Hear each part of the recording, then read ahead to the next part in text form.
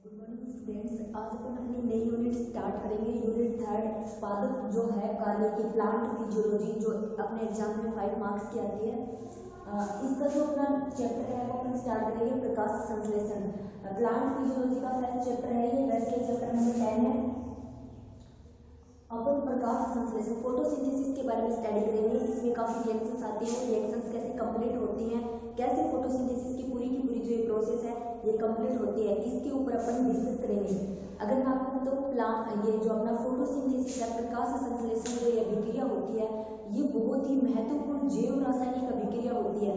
सबसे ज्यादा महत्वपूर्ण जैव रासायनिक अभिक्रिया होने का इसका एक रीजन है, क्योंकि इसी रिएक्शन के ऊपर पूरे जो अपने पृथ्वी के जितने भी जीव जंतु हैं वो प्रत्यक्ष या परोक्ष रूप से इस पर डिपेंड है। क्यों? क्योंकि इसी रिएक्शन के थ्रू प्लांट क्या करते हैं, प्लांट जो होते हैं अपनी एनर्जी जो होती है, ऊर्जा जो बनाते हैं, वो इसी रिएक्शन के थ्रू बनाते हैं, अपना फूड भी बनाते हैं। और अपन उस फूड के लिए किस पर डिपेंड रहते हैं? प्रत्यक्ष रूप से प्लांट के ऊपर डिपेंड रहते हैं। तो ये जो फोटोसिंथेसिस की रिएक्शन होती है, प्रकाश संश्लेषण की जो अभिक्रिया होती है, ये जैव रासायनिक अभिक्रिया जो इसमें ये रेडॉक्स रिएक्शन होती है, मतलब ऑक्सीकरण अपचयन अभिक्रिया। इसमें ऑक्सीकरण किसका हो रहा होता है?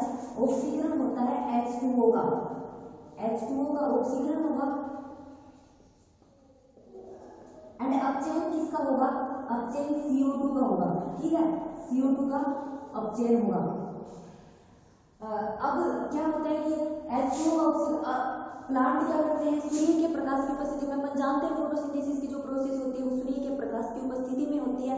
अब प्लांट क्या करते हैं? सूर्य के प्रकाश की उपस्थिति में वायुमंडल से ले लेते हैं CO2 को, वायुमंडल से CO2 को लेते हैं और जड़ों के द्वारा किसको ग्रहण करते हैं? H2O वाटर जो होता है उसको ग्रहण करते हैं। फिर H2O का क्या होता है? ऑक्सीकरण की प्रोसेस होती है और इसमें ऑक्सीकरण होगा, जिसकी वजह से हाइड्रोजन आयन मुक्त होंगे, ऑक्सीजन मुक्त होगी और जो इलेक्ट्रॉन होंगे वो भी मुक्त होंगे। फिर जो और एनर्जी जो मुक्त होती है इसके ऑक्सीकरण से, H2O के ऑक्सीकरण से एनर्जी का फॉर्मेशन होता है, ऊर्जा का निर्माण होता है। उसी ऊर्जा का निर्माण जो होता है उसका यूज करके CO2 का फिर क्या होता है? अपचयन होता है। CO2 के अपचयन से किसका फॉर्मेशन होता है? CO2 के अपचयन से शर्करा का निर्माण होता है। और जैसा कि हम जानते हैं जो फोटोसिंथेसिस की प्रोसेस होती है उसमें क्या होता है कि जो प्लांट्स जो होते हैं वो क्या करते हैं? वायुमंडल से CO2 लेते हैं और जो जड़ों के द्वारा H2O वाटर ग्रहण करते हैं सूर्य के प्रकाश की उपस्थिति में। फिर क्या बनाते हैं? प्रकाश ऊर्जा को रासायनिक ऊर्जा में चेंज करते हैं, शर्करा कार्बोहाइड्रेट का फॉर्मेशन होता है। अब हम इसकी डेफिनेशन देखते हैं, इसकी परिभाषा क्या होती है और कैसे ये जो इसकी रिएक्शन है ये कंप्लीट होती है। अगर हम इसकी डेफिनेशन की बात करें तो इसमें है सूर्य के प्रकाश की उपस्थिति में वायुमंडल से प्राप्त CO2 एवं जड़ों से प्राप्त जल का क्या करना? शर्करा रूपी रासायनिक ऊर्जा में परिवर्तित करना क्या कहलाता है? फोटोसिंथेसिस, प्रकाश संश्लेषण कहलाता है। ठीक है, सूर्य के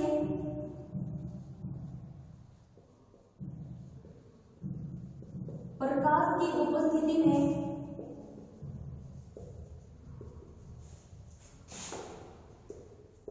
वायुमंडल से प्राप्त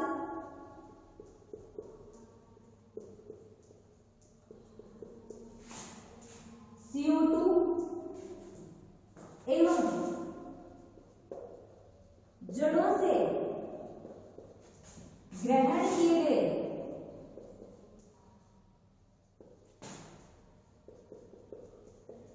H2O या जल का शर्करा रूपी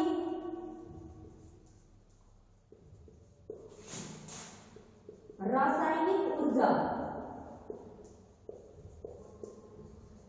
में परिवर्तन, रासायनिक ऊर्जा में परिवर्तित होना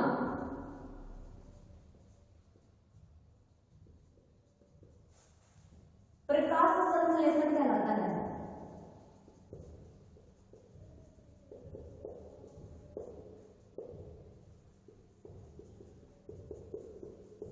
ठीक है, और ये क्या है? रेडॉक्स रिएक्शन है, ऑक्सीकरण अपचयन अभिक्रिया है। अगर आप इसकी रिएक्शन देखें तो ये क्या है? CO2, ठीक है, प्लस H2O। CO2 कहां से लिया हमने? वायुमंडल से। H2O प्लांट ने कहां से लिया था? जड़ों के द्वारा। ठीक है, किसकी उपस्थिति में? प्रकाश की उपस्थिति में। ओके, यहाँ पे पर्णहरित, इसके ऊपर भी अपन डिस्कस करेंगे कि पर्णहरित का क्या तो जो अभिक्रिया का जो स्थान होता है, प्रकाश संश्लेषण की अभिक्रिया का स्थल है, वहां पर अपन डिटेल से स्टडी करेंगे। CO2 प्लस H2O प्रकाश, सूर्य के प्रकाश की उपस्थिति है, शर्करा रूपी रासायनिक ऊर्जा, ठीक है, ये शर्करा रूपी रासायनिक ऊर्जा में रूपांतरित हो रहा है। अगर अपन अब इस रिएक्शन को प्लस अपने पास क्या आएगा, O2 और H2O, ठीक है। अब अपन इस विक्रिया को संतुलित करके 6 CO2 12 H2O के मॉलिक्यूल है अपने पास, और 6 क्या है CO2 के, 6 O2 और 6 H2O, ठीक है। ये पूरी की पूरी इसकी रिएक्शन है। जिसकी अपन फोटोसिंथेसिस की बात करें, प्रकाश संश्लेषण की, तो नॉर्मल से इतनी सी बात आपको लिखनी है कि सूर्य के प्रकाश की उपस्थिति में वायुमंडल से प्राप्त CO2 जड़ों के द्वारा ग्रहण किए गए H2O का रासायनिक ऊर्जा मतलब शर्करा में एक्सचेंज होना क्या कहलाता है, फोटोसिंथेसिस कहलाता है। और फोटोसिंथेसिस ये एक रेडॉक्स रिएक्शन होती है, ऑक्सीकरण अपचयन विक्रिया। ऑक्सीकरण किसका हो रहा है, ऑक्सीकरण हो रहा है, जल का ऑक्सीकरण होगा, जल का ऑक्सीकरण होगा और अपचयन होगा किसका, CO2 का। जल का ऑक्सीकरण होगा, जल का जब ऑक्सीकरण होगा तो इस ऑक्सीकरण से जो ऊर्जा मुक्त होगी, वो ऊर्जा, उसी ऊर्जा से CO2 क्या करेगा, शर्करा का फॉर्मेशन करेगा, ठीक है। H2O का क्या होगा, ऑक्सीकरण, ऑक्सीकरण से जो ऊर्जा मुक्त होगी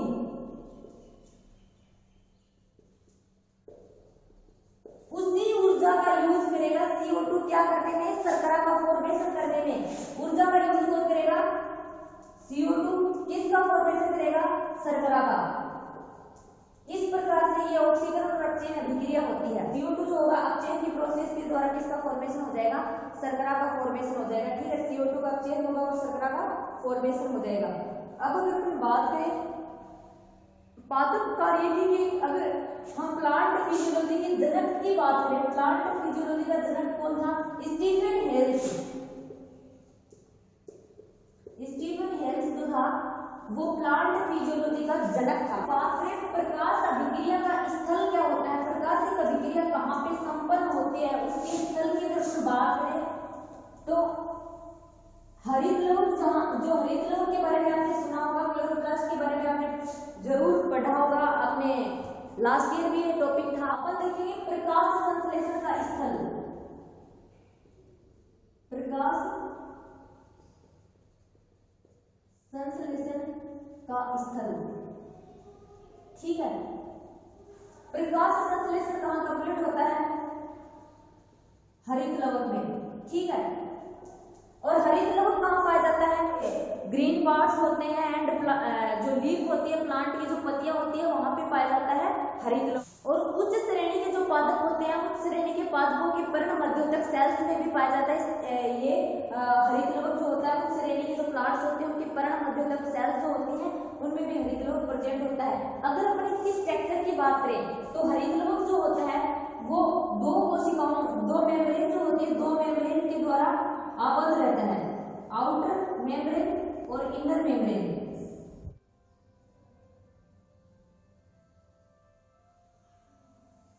ये दो मेम्ब्रेन के द्वारा घिरा रहता है। बाह्य मेम्ब्रेन जो एक आउटर मेम्ब्रेन होती है, एक इनर मेम्ब्रेन होती है, और दोनों के बीच में क्या होता है, परिकला अवकाश होता है, ठीक है, परिकला अवकाश होता है। और ये जो बाहर की जो मेम्ब्रेन होती है ना, हरित लवण की बाहर की मेम्ब्रेन, ये प्रोटीन जो होती है उस प्रोटीन के लिए पारगम्य होती है, लेकिन अंदर की जो ये इनर मेम्ब्रेन होती है ना, ये प्रोटीन के लिए अपारगम्य होती है।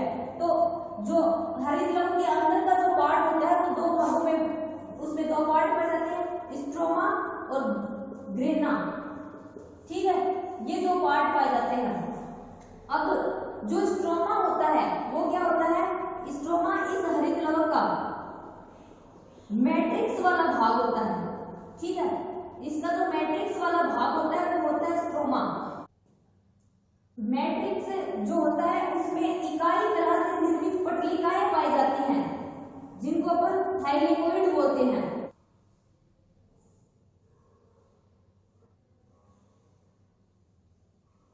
जो इसका ये मैट्रिक्स भाग जो होता है जिसको अपन पेटिका भी बोलते हैं, हरित लवण का जो मैट्रिक्स भाग होता है जिसको अपन पेटिका भी बोला जाता है, इसमें क्या होता है, इसमें जो तरल प्रोटीन भरा होता है जो, और संकर ये अपने एंजाइम्स इसके अंदर प्रेजेंट होते हैं। मैट्रिक्स पार्ट के अंदर ये सब कुछ पाया जाता है, जो एंजाइम होते हैं, 70 राइबोसोम होता है, द्विकुंडलित जो अपना डीएनए होता है, वो सारी की सारी चीजें किसमें पाई जाती है? स्ट्रोमा भाग में। ठीक है, जो हरितलव का मैट्रिक्स जो भाग होता है उसको बोला जाता है, ये अपना हो गया स्ट्रोमा भाग। ठीक है, और ये जो है इकाई कला से परिबद्ध है, इनको अपन क्या बोलते हैं? इनको बोलते हैं थाइलेकोइड। और थाइलेकोइड ये जो सिक्के के आकार की जो पटलिकाएं हैं जो अपने को दिखाई दे रही हैं, जो इस थाइलेकोइड के साथ इन पटलिकाओं को बोला जाता है ग्रेना। ठीक है, ये पूरी पटलिका जो है ये ग्रेना कहलाएगी। इसमें अगर अपने एक पटलिका की अगर बात करें तो ये ग्रेनम होगा। ठीक है, अब अगर अपन बात करें प्रकाश संश्लेषण की, अगर अभिक्रियाओं की बात करें तो वहां पर कैसे रिएक्शन कंप्लीट होती है? तो इसका जो ये ग्रेना पार्ट है ना, प्रकाश संश्लेषण की ग्रेना पार्ट में हमेशा क्या होगी? प्रकाशिक अभिक्रिया संपन्न होगी। प्रकाशिक और अप्रकाशिक अभिक्रिया क्या होती है अपन उस पर डिस्कस करेंगे, जिसमें प्रकाश की जो आवश्यकता होती है वो प्रकाशिक रिएक्शन होती है, और जो अप्रकाशिक अभिक्रिया होती है वो स्ट्रोमा भाग में संपन्न होती है। ठीक है,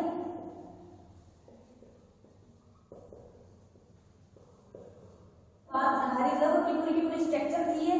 अब मैं आपको अगर बताऊं तो हरितलवक क्या होता है? दो मेम्ब्रेन पाई जाती है, एक बाह्य मेम्ब्रेन,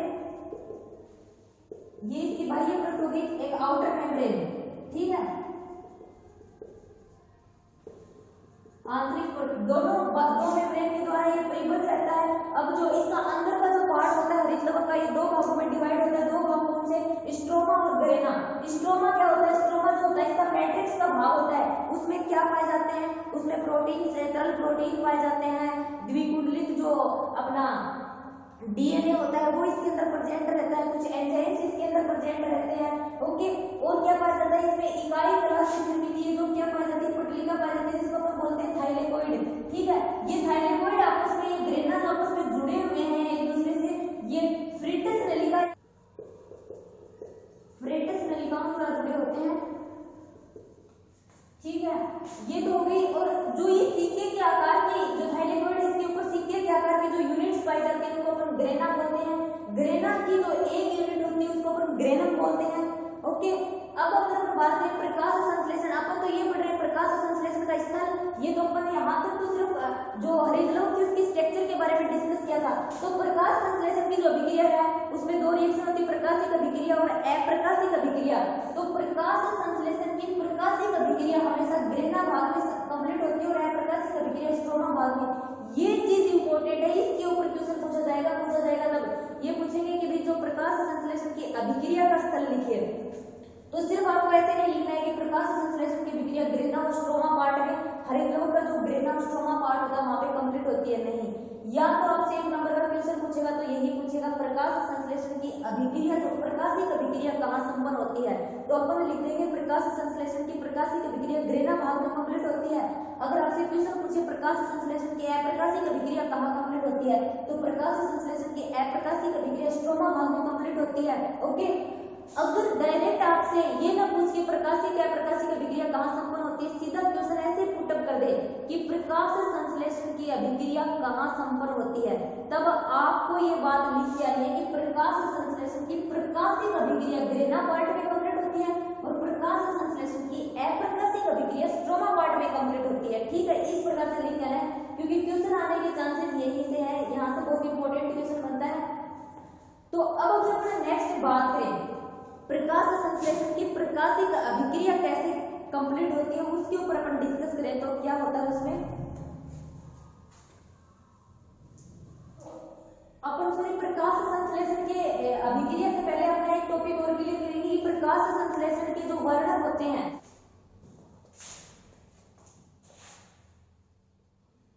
प्रकाश संश्लेषी वर्णक,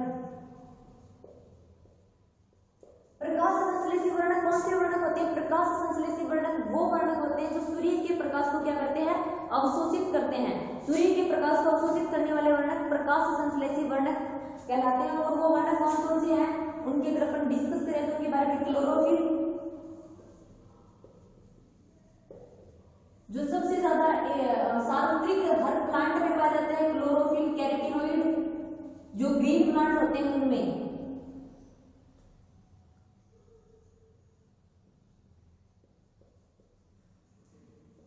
कैरोटीनॉइड, फाइकोबिलिन्स जो शैवालों में पाए जाते हैं, ठीक है।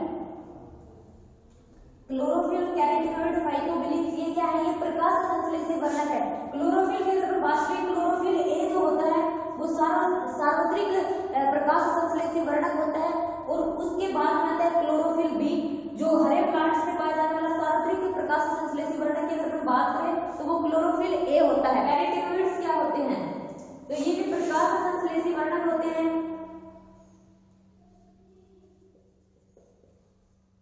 ठीक है। जिस प्रकाश का अवशोषण क्लोरोफिल के द्वारा नहीं किया जा सकता, कैरोटीनॉइड क्या करते हैं? उसी प्रकाश का अवशोषण करते हैं। ये 2 टाइप के होते हैं। कौन कौन से होते हैं? कैरोटीन और ज़ैंथोफिल।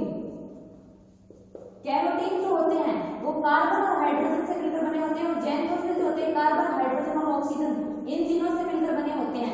ये कैरोटीन जो है ये कार्बन और हाइड्रोजन जो होते हैं, कार्बन हाइड्रोजन जो परमाणु युक्त होता है, ज़ैंथोफिल होता है कार्बन हाइड्रोजन और ऑक्सीजन। अगर इनके मूलानुपाती सूत्र की हम बात करें कि कैरोटीन और ज़ैंथोफिल का मूलानुपाती सूत्र क्या होता है?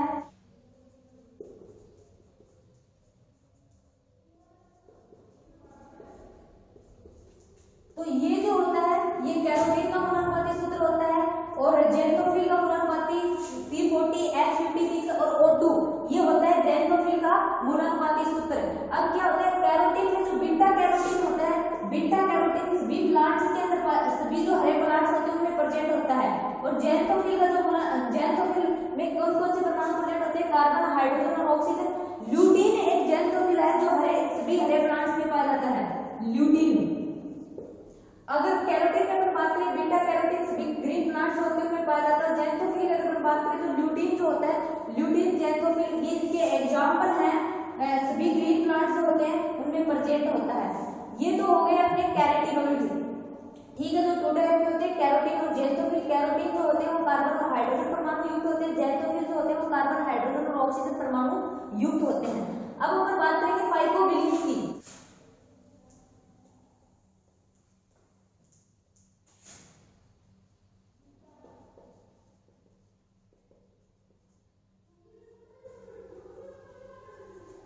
फाइकोबिलिन्स प्रकाश संश्लेषी वर्णक नीले और लाल शैवालों में पाया जाता है। कौन से शैवालों में? नीले और जो लाल रंग के शैवाल होते हैं उनमें पाया जाता है। ये 2 टाइप का होता है, फाइकोइरिथ्रिन और फाइकोसाइनिन, ठीक है। अब फाइकोइरिथ्रिन जो होता है वो लाल शैवालों में प्रेजेंट होता है, जिसको रोडोफाइटिन बोला जाता है,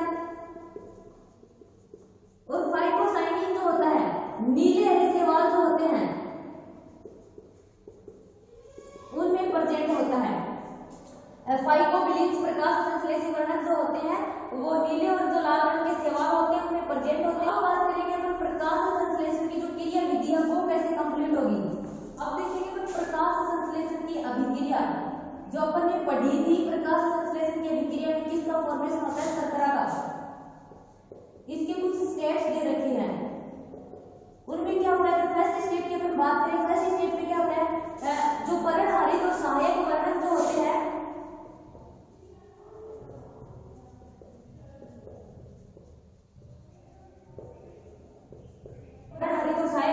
जो प्रकाश से आने वाली जो ऊर्जा होती है उसको अवशोषित करते हैं। प्रकाश से ऊर्जा को अवशोषित करके क्या करते हैं? जल का अपघटन करते हैं। पर्णहरित और सहायक वर्णक प्रकाश से ऊर्जा को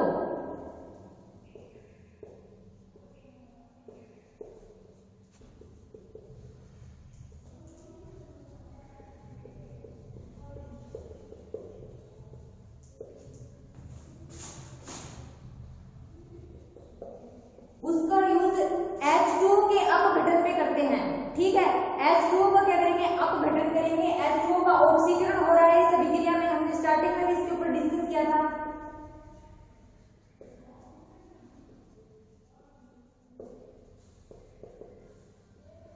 जिससे क्या मुक्त होगा? H2O का अपघटन करेंगे तो इससे इलेक्ट्रॉन मुक्त होंगे, ठीक है। H2O का अपघटन होगा जिससे इलेक्ट्रॉन मुक्त होगा।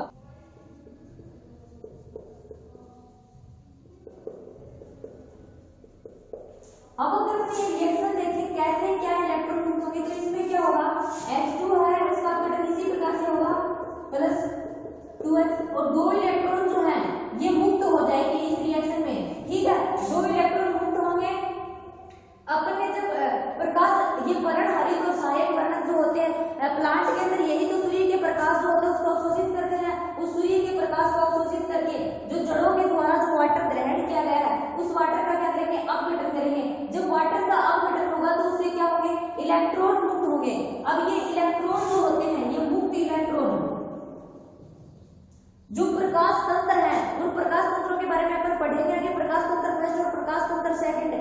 क्या करेंगे, उन प्रकाश तंत्रों के द्वारा विभिन्न ग्रहियों से होते हुए गुजरेंगे और किसका फॉर्मेशन करेंगे, ATP plus NADPH plus H2 स्वागीकरण शक्ति जिसको अपन बोला जाता है एटीपी और NADPH H2 का फॉर्मेशन करेंगे।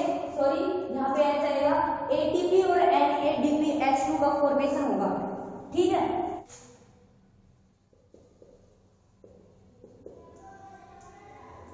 मुक्त इलेक्ट्रॉनों का प्रवाह प्रकाश तंत्र के विभिन्न ग्रहियों से होता है। जैसे साइटोक्रोम B6 हो गए, या अपने पूरे के पूरे कास्टोक्विनोन वगैरह हम डायग्राम बना के समझेंगे कि ये वो ग्रह कौन से थे। मुक्त इलेक्ट्रॉन का प्रवाह प्रकाश तंत्र के विभिन्न ग्रहियों से होता है, जिससे अंतिम उत्पाद के रूप में अपने पास क्या आते हैं, एटीपी और NADPH2 का फॉर्मेशन होता है, जिसमें अंतिम रूप से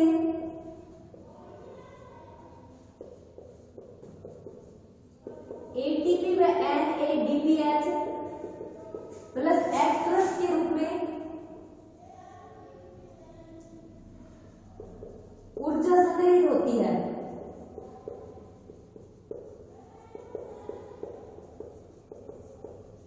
ठीक है, अंतिम रूप से क्या होगा, विभिन्न ग्रहियों से जो इलेक्ट्रॉन को होते हुए एटीपी और NADPH के रूप में ऊर्जा जो होती है उसका फॉर्मेशन कर ले। पास जो ऊर्जा संग्रहित हो गई, इस एनर्जी इस ऊर्जा का यूज, इस एटीपी और NADPH का यूज अपन किस में करेंगे, अपन ये जिस टाइम ये फोटोसिंथेसिस की रिएक्शन पढ़ी थी उस टाइम पढ़ा था, जो H2O जो है उसका ऑक्सीकरण हो रहा है, CO2 जो है उसका अपचयन हो रहा है। तो यहाँ पे क्या होगा, अपने पास जो ये ऊर्जा है, तो नेक्स्ट स्टेप पे क्या होगा, जो CO2 है वो इस ऊर्जा का यूज करके उसका क्या होगा, अपचयन हो जाएगा और फॉर्मेशन किसका होगा, शर्करा का फॉर्मेशन हो जाएगा।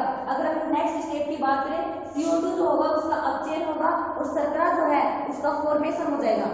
अपन देखें इन उच्च ऊर्जा युक्त अणुओं का यूज, उच्च ऊर्जा युक्त अणु कौन से हैं, ये एटीपी और NADP, यही तो है, इन्हीं का फॉर्मेशन तो हुआ है अपने पास। तो ये उच्च ऊर्जा युक्त अणु हो गए।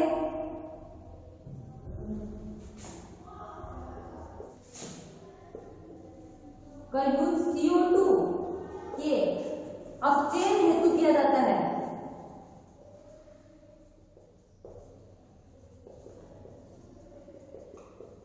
जिससे शर्करा का फॉर्मेशन होता है, शर्करा का निर्माण हो जाता है। तो इस प्रकार अपनी प्रकाशिक अभिक्रिया क्या होती है, कंप्लीट हो जाती है पूरी की पूरी। ये जो इसके तीनों स्टेप है, एक रेडॉक्स रिएक्शन हो गई क्योंकि इसमें ऑक्सीकरण और अपचयन दोनों ही प्रोसेस हो रही है।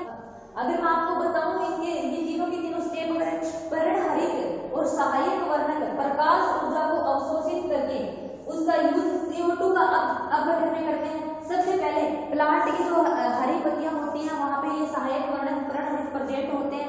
क्या होता है, वहां पत्तियों के ऊपर जब सूर्य का प्रकाश गिरता है तब क्या जड़ों के द्वारा जो H2 वाटर जो वाटर प्लांट ग्रहण करते हैं ना जड़ों के द्वारा, उसका अपघटन हो जाएगा। उसका अपघटन हो जाएगा तो अपने पास क्या आएंगे, इलेक्ट्रॉन मुक्त होंगे। ठीक है, इन इलेक्ट्रॉनों का प्रवाह प्रकाश तंत्र के विभिन्न ग्रहियों से होगा।